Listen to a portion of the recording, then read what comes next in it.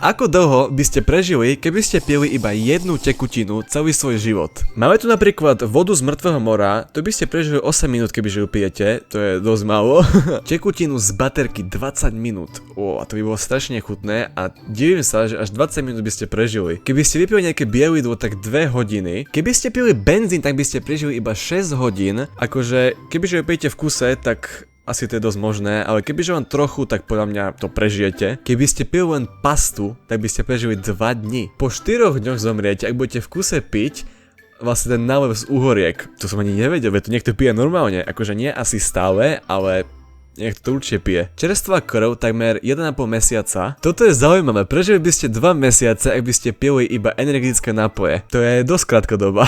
Po neustálom pití piva by ste prežili 2,5 mesiaca, to je tiež veľmi málo, a napríklad kola je 3 mesiace. A keby ste pili celý svoj život iba smoothie, tak by vás to nikdy nezabilo. To je jediná vec z tohto listu.